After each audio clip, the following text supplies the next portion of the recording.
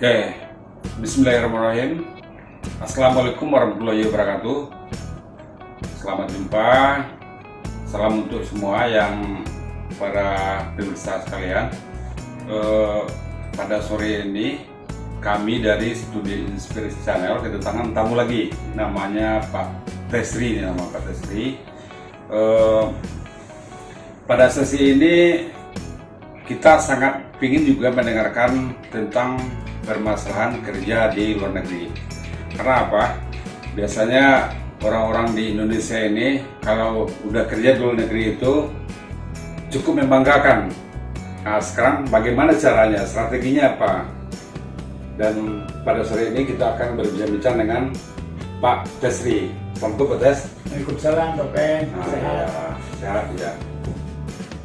Jadi Pak Tes, sekarang kami para pemirsa ingin mendengarkan tentang permasalahan kerja di luar negeri, Pak Tes.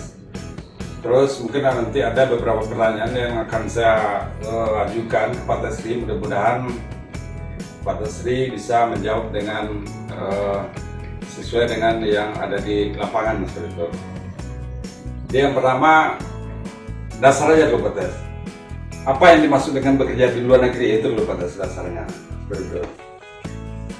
Baik Pak Pen, kita sore Ya. ini bincang-bincang ringan ya tentang bekerja di luar negeri.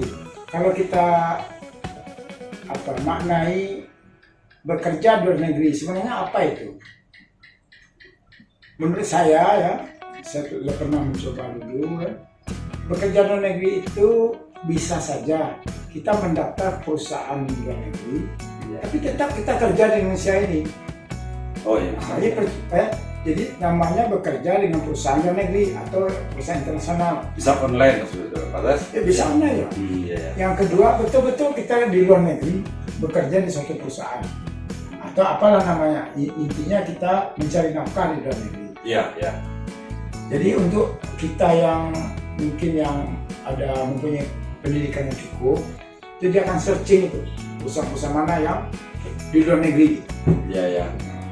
Maka nanti dapat pun dia ternyata perusahaan itu ada cabang Indonesia. Dia tetap Indonesia sebenarnya. Iya, iya. Yang kedua, bagi kita yang mungkin tidak merasakan pendidikan sehingga kurang pede bekerja ini, itu sebenarnya ada saja orang yang pendidikannya tidak tinggi ya, tapi dia mempunyai satu keahlian. Nah, misal taruhlah dulu pernah dia beternak cacing gitu kan. Iya, iya. Nah, kalau dicontohkan seperti itu, ternyata ada perusahaan di luar negeri yang ternak cacing itu. Kemudian secara tak sengaja dia kan tidak mendaftar tuh ke perusahaan luar negeri karena ada PD. Ya, ya. Ada aja orang yang, Bapak kalau di luar negeri Bapak seperti ini bisa nih. Nah, terus dia mendaftar ke luar negeri dan dia diajak ke sana. Nah, jadi ada yang memang karena keinginan kita, ada yang memang karena ya mungkin sudah rezekinya ya. Ya, Ada ya. saja orang membuatnya seperti itu. Jadi kerja di luar negeri itu bisa saja tetap di Indonesia atau memang pergi ke luar negeri. Nah, seperti itu Pak. Jadi ada lagi nih Pak Tes. Jadi kalau untuk kerja di luar negeri itu kan sebetulnya tidak berdasarkan pendidikan tinggi atau rendahnya suatu pendidikan seseorang. Jadi bisa saja yang pendidikan biasa-biasa saja bisa juga kerja di luar negeri. Sekarang lagi ini, apa macam-macam pekerjaan yang mudah didapatkan di luar negeri ini Pak Tes? Ini pengalaman Pak Tes gimana Pak Tes? Baik Pak Pen, jadi kalau di luar negeri itu, terutama misalkan di Jepang ya, Ya, ya. itu di mana-mana itu ada ditempel itu. Misalnya di restoran butuh kerja part-time. Part-time itu artinya hanya jam-jamanan. Ya, Kalau dulu saya itu hanya maksimal 3 jam. Kalau kita masih kurang gajinya, cari tempat lain 3 jam. Ada yang seperti itu part-time. Itu banyak dilakukan oleh anak-anak sekolah. Ya, karena anak sekolah itu bisa mengatur kegiatannya, bisa siang, malam, pagi. Jadi kapan dia part-time? Itu bisa negosiasi atau dia mencari tempat yang sesuai dengan waktunya itu Ya. part-time. Kemudian ada yang memang kerjanya itu yang digaji bulanan.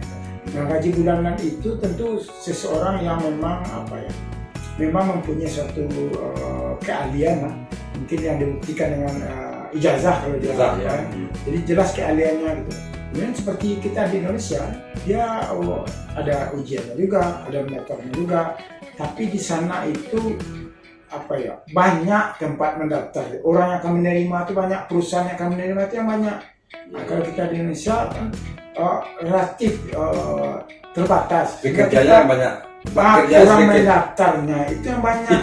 Jadi sekarang itu pengangguran itu maksudnya bukan karena tidak pandai orangnya, tempat dia bekerja itu terbatas menerima. Jadi pengangguran karena orang bodoh, tidak kerja, gitu kan? Karena udah tamat kuliah menganggur. Iya, tetap tidak ada tempat menempuhnya. Jadi yang dimaksud mencari kerja itu seperti itu, luar negeri relatif banyak tempat yang menerima pekerjaan itu. Kalau kasus saya kan dulu sebagai mahasiswa itu malah ada tempat-tempat khusus yang menerima mahasiswa kerja, namanya kerja praktek. Ya, begini gitu Pak. Terus ini lagi dari pengalaman dari teman-teman yang ikut S2, S3 ke luar negeri, saya lihat biasanya kan ada beasiswa itu kadang nggak dipakai karena dia kerja itu biasanya part time di luar negeri, semua biaya-biaya itu termasuk biaya keluarganya terpenuhi Petes. Terus bagaimana dengan gaji Petes? Nah, kalau kita bicara gaji ya, bisa kerja part time, bisa kerja selamanya. Satu intinya jangan suka membandingkan yang misalnya kita gajinya besar di luar negeri, karena kita membandingkan gaji Indonesia. Jangan seperti itu. Kalau mau membandingkan besar gaji itu berapa kita butuh untuk hidup sebulan di satu tempat orang di luar negeri, berapa gaji terima. Kalau itu berlebih dari kebutuhan, mungkin kita anggap itu besar. Tapi kalau kita bandingkan Indonesia, mungkin belum cukup di luar negeri, tapi di Indonesia ya besar dia. Dari teman-teman yang yang sudah mendaftar ke luar negeri kemudian diiming-iming gaji besar, hati-hati. Misalnya di luar negeri itu gajinya 10 juta per bulan. Ternyata kebutuhan kita tuh 15 juta. Jadi kita menganggap 10 juta seperti kita hidup di Indonesia. Ini kan banyak lebih. Ini hati-hati para teman-teman sekalian yang ingin udah melamar ke luar negeri dengan gaji yang sudah ditetapkan, dan jangan menganggap besar, jangan membandingkan dengan Indonesia. Seperti itu Pak. Betul. Nah, ini terakhir ini penting sekali ya untuk pemirsa sekalian. Setelah Pak Tes melihat dan mengamati yang dari luar negeri, bagaimana cara mendapatkan pekerjaan di luar negeri? Ini lagi yang terakhir mungkin ini. Jadi ini ada dua tadi kan. Ada pekerja tempat kita bekerja yang menerima itu real, bahwa itu memang perusahaan yang benar-benar benar-benar dia mempunyai kualitas, atau benar-benar dia sebuah perusahaan yang jalan dengan baik. Ada juga yang tidak. Ini hati-hati, dia ingin kita bekerja di sana dengan cara menggaji kita sebanyak di Indonesia dan kita teraniaya gitu. Kita tidak sampai mau pulang lagi tidak ada duit. Akhirnya terpaksa bekerja di suatu perusahaan yang tadinya yang tidak memenuhi harapan kita gitu. Nah, jadi kalau masalah gaji ini gaji tadi saya Pak. Betul. Gaji ini sangat relatif. Bagaimana cara mendapatkan pekerjaan itu ya?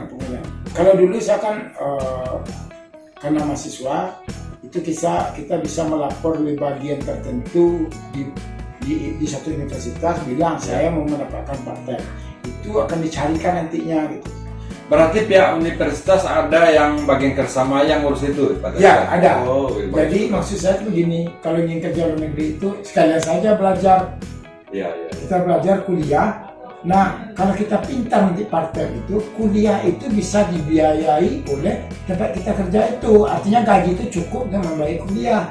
Jadi kita tidak melulu kalau dapat beasiswa baru kuliah luar negeri, tidak melulu seperti itu.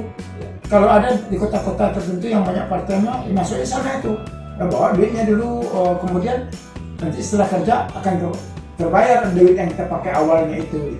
Jadi kalau benar-benar hanya mencari kerja saja, itu menurut saya menurut biru-biru yang ada di sini. Kalau dulu saya teman-teman itu banyak melalui lembaga latihan kerja atau FP. Ada. Itu yang mengirim ke Depnaker misalkan. Depnaker gitu kan. Itu itu yang mengirim ke tempat kerja yang ada di luar negeri. Tapi sebelum dikirim biasanya dilatih dulu kan kerjanya. Ya, itu betul-betul untuk bekerja. Ya. Nah, dan dulu yang ketemu yang saya di luar negeri itu banyak yang apa ya, yang mengeluh. Ternyata gaji itu tidak cukup, kalaupun cukup untuk dia sendiri pas pulang nanti tidak ada lagi duitnya gitu kan. Jadi ada dua macam itu, ada betul-betul ingin bekerja, ada mencari kerja tuh disambilkan dengan kuliah. Ya, betul. Nah, begini pemirsa. Jadi tadinya kan serius. Jadi serius maksudnya apa yang dilihat, apa yang dirasakan oleh Pak Tesri ini selama di luar negeri, itu yang mereka sampaikan. Nah, sekarang ada saatnya untuk umur juga. Silakan Pak Tes. Nah, kita umur lagi sedikit. Umur ya, Ya. belum kepikir kemarin itu ya. Ya. Gini, teka-teki saja lah. Teka-teki. Boleh. Itu teka-teki untuk kawan-kawannya. Itu kalau ada burung 10 ekor di atas atap ditembak, Ya. mati satu. Nah, sekarang berapa lagi burung yang tinggal di atas atap? Berapa Pak Pen? Tadi burung ada 10, tembak 1, ada 9 lagi. Nah, salah Pak Pen? Ya. Tinggal satu saja yang mati itu, yang 9 terbang. Jadi itu ya teka-tekinya. Betul. Terima kasih, sampai jumpa. Ya, terima kasih Pak Tes. Jadi dengan serius ada di luar umurnya, ini mudah-mudahan ada outputnya untuk kita semua, inputnya untuk kita semua, dan bermanfaat untuk kita semua. Dan itulah saya akhiri sesi ini dengan membacakan Assalamualaikum warahmatullahi wabarakatuh.